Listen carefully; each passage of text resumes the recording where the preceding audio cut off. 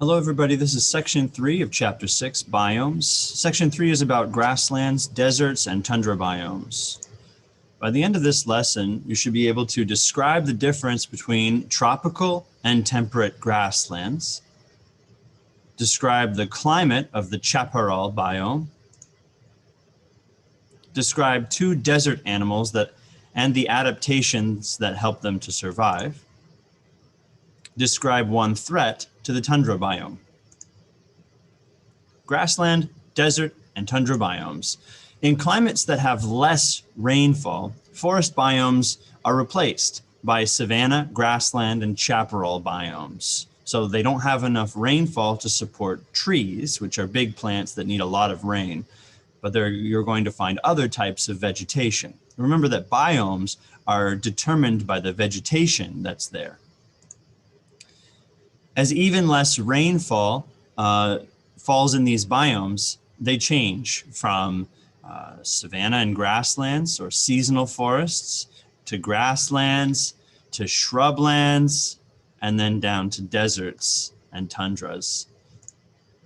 As precipitation decreases in the area, so does the diversity of the species in that area. The number of individuals of the species might still be very large. It's just that the diversity goes down. Savannas. These are plains full of grasses and scattered trees and shrubs that are found in tropical, that means hot, and subtropical habitats. These are mainly found in regions with a dry climate such as East Africa and Western India. Savannas have a wet season and a dry season. Many of the animals in the savanna are only active during the wet season. Fires help to restore the nutrients back to the soil during the dry season. Tropical seasonal forests have larger growths of trees compared to savannas. Compared to savannas, these tropical seasonal forests have slightly wetter conditions and less frequent fires. So tropical savannas, here's a map that shows where you might be able to find them. They would be found in these areas. And these are tropical savannas or seasonal forests. They get rain, a lot of rain sometime in the year. That's the wet season. And then they get almost no rain other times of the year. And that's the dry season. And it's very warm here. So here are some areas of the world, areas of Mexico, northern South America, and then central South America, different parts of Africa, in large parts of India, and the northern part of Australia.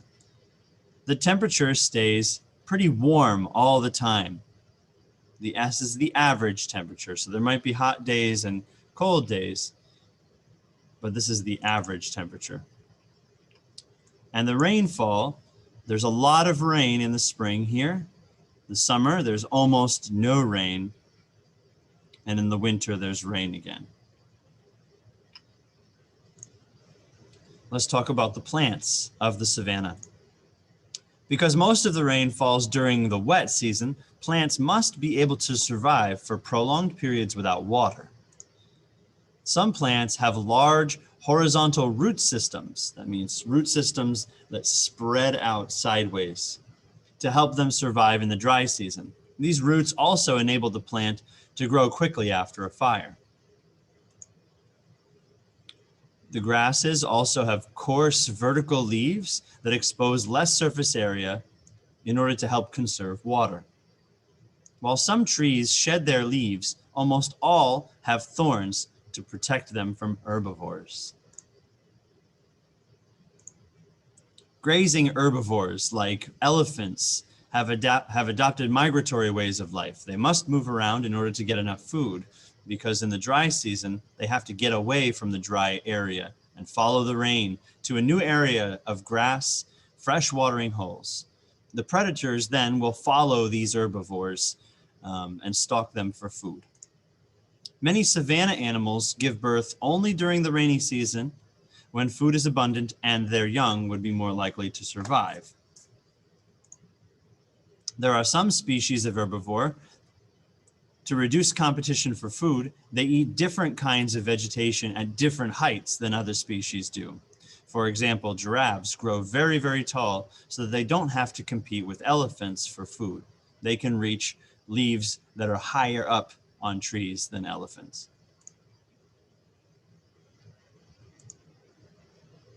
A temperate grassland. This is a community or biome that is dominated by grasses. These have very few trees and are characterized by hot summers and cold winters. The rainfall is intermediate between that of a forest and that of a desert. Temperate grasslands have the most fertile soil of any biome. Very few natural temperate grasslands remain because many have been replaced by grazing areas and farms, growing crops like corns and soybeans and wheat. The temperate grasslands are located in the interiors of continents where too little rain falls for the trees to grow. These include the prairies of North America. Mountains often play a crucial role in maintaining a grassland, as the rain clouds from the west are blocked from getting to that area. They can't get over the mountains, and they drop their water before they even cross the mountains. However, rainfall does increase as you move eastward, allowing for taller grasses to grow. Heavy precipitation is rare in the grasslands, allowing for hot temperatures in the summer to make the grasslands susceptible to fires. So they are showing us an area of Wichita, Kansas. So in the world, you find the Great Plains of North America, parts of Mexico, South America, and then there are some areas in Asia that are grasslands, and a small belt within Australia that is also a grassland, temperate grassland. So the temperatures in the winter, they can average around freezing, and in the summer they get very hot. This is one of the most temperature diverse. And that's because there's not a lot of moisture. What moisture does is it keeps the temperature more constant. So when there's a lot of moisture, the temperature is very constant. But when there's little moisture, the temperature fluctuates quite a bit. Okay, and so you can see that the rain doesn't rain much, and there's almost like a dry season in the winter, and then the summer months have the rain. Let's talk about the plants of the temperate grassland. The root system of prairie grasses form dense layers that survive drought and fire, allowing the plants to come back year after year. Very few trees can survive on the grasslands because the lack of rainfall and the fires and the constant winds. The amount of rainfall in an area determines the type of plants that will grow. They also determine the root depth and the grass height. Here is a picture that shows when there's not a lot of rain, the root systems don't go very deep, and the plants don't grow very high. When the rain is about 50 centimeters per year, the soil, this might be like dry to moist soil, and the root system is medium, and the height of the grass is medium. But when there's more rain, the prairie grasses grow taller, and the roots can reach down deeper.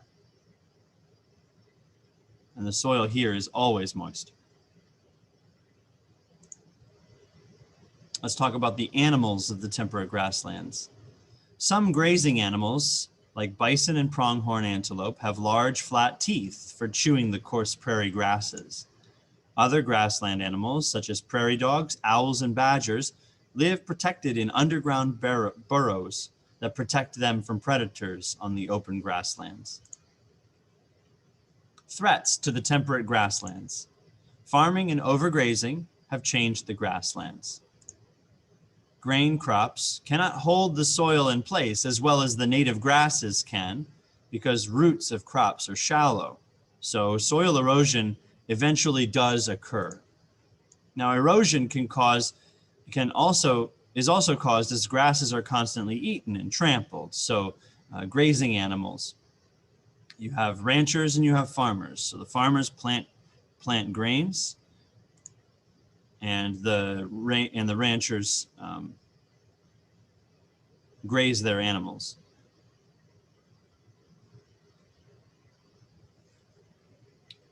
Constant use can change the fruitful grasslands into a desert-like biome. So farmers have to be careful not to plant too much. Now we'll talk about the chaparral. The chaparral is a type of temperate woodland biome with vegetation that includes broad-leafed evergreen shrubs and is located in areas with hot, dry summers and mild, wet winters. This chaparral biome is also called the shrubland biome. Chaparrals are located in the middle latitudes, about 30 north and 30 south of the equator. Chaparrals are located primarily in coastal areas. They have Mediterranean climates. Mediterranean means areas like Italy and Greece and Spain. Basically nice climates. So chaparrals don't exist in a very wide region, but because they're so close to the ocean, the temperature is very constant and very comfortable for humans. There's very, very, very little rain in the summer, and most of the rain comes in the winter. So you're going to see plants that can handle being dry in the summer. Santa Barbara, California is an example. Los Angeles, California is an example. There are beaches where the beaches are very, very nice. You have all of the Mediterranean, surrounding the Mediterranean Sea, Portugal, Spain, Italy, Greece, parts of Turkey, Israel and Palestine, Egypt, and Northern Africa, South Africa, Southern Australia.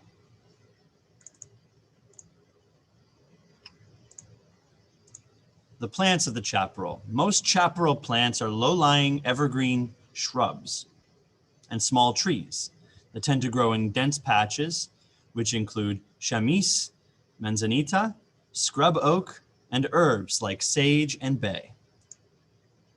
These plants have small, leathery leaves that contain oils that promote burning. Why would they promote burning? They allow natural fires to destroy competing trees. Oh, sinister.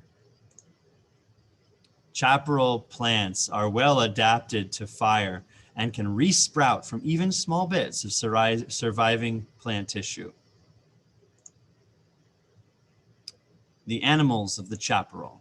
A common adaptation for chaparral animals is camouflage, shape or coloring that allows an animal to blend into its environment. Animals like quails, lizards, chipmunks, mule deer, they have brownish gray coloring that lets them move through the brush without being noticed. Threats to the chaparral. Worldwide, the greatest threat to the chaparral is human development. That means building, condos and beachfronts and businesses and all the things that people like. Humans develop these lands for chaparrals for commercial and residential use. They like to play there and they like to live there because these biomes get a lot of sun. They're near the ocean. They have a mild climate year round. They're great.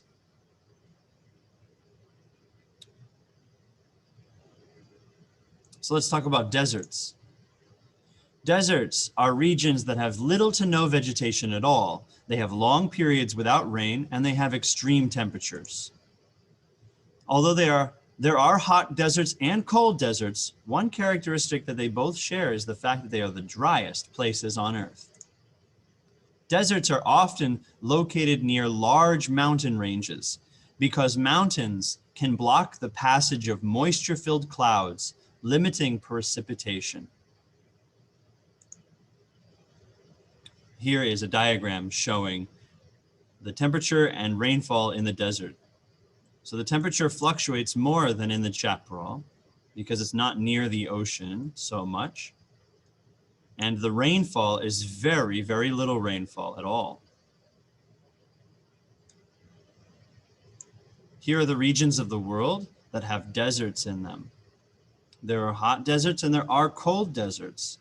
So an example of a cold desert would be the deserts in northern China, Mongolia area.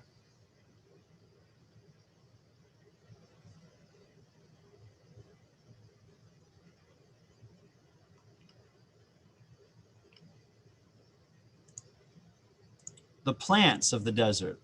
All desert plants have adaptations for obtaining and conserving water. This allows the plants to live in dry desert conditions.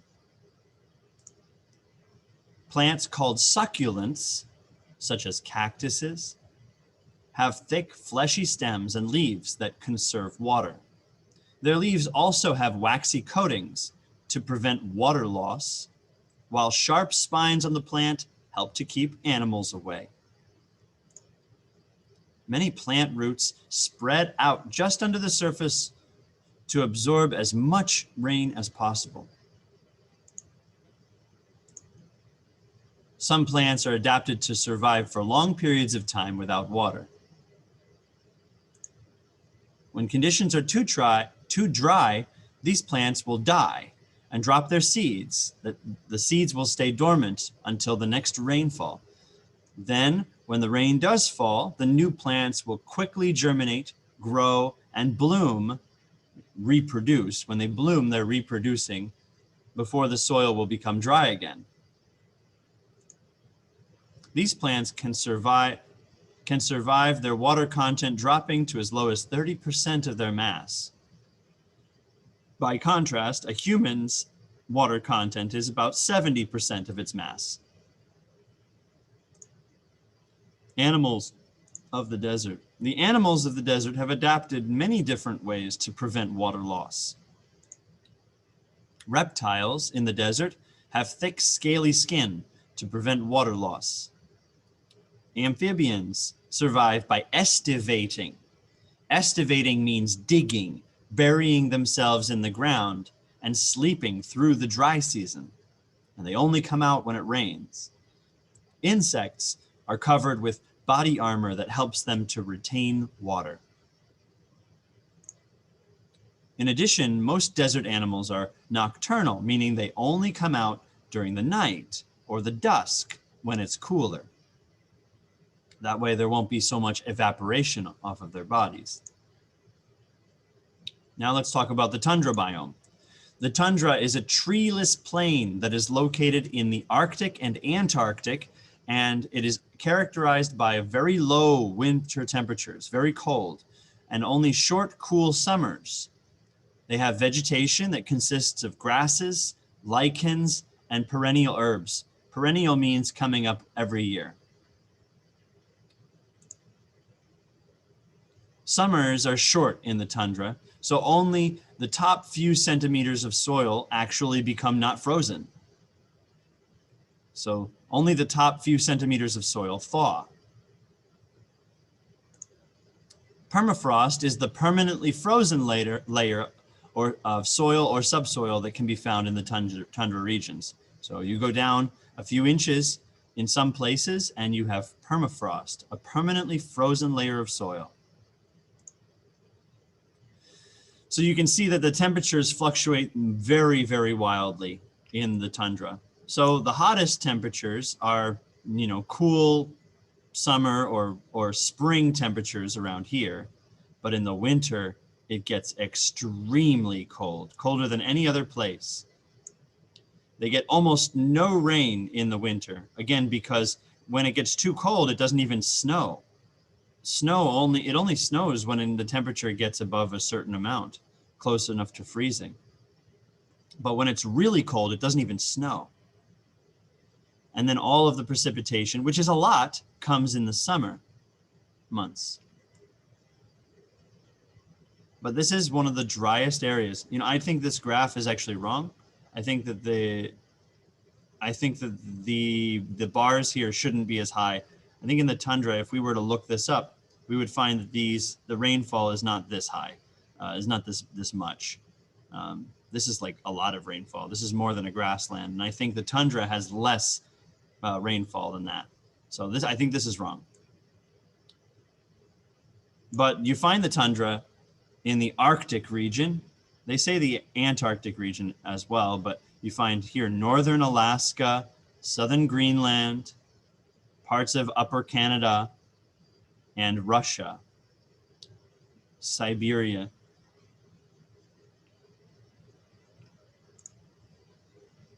The vegetation of the tundra. Mosses and lichens, which can grow without soil, cover vast areas of rocks on the tundra.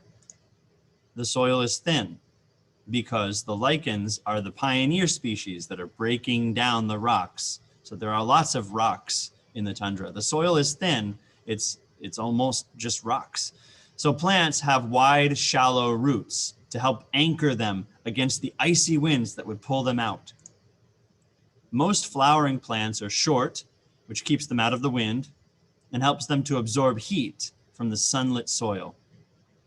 Woody plants and perennials have evolved dwarf forms that grow flat against the ground.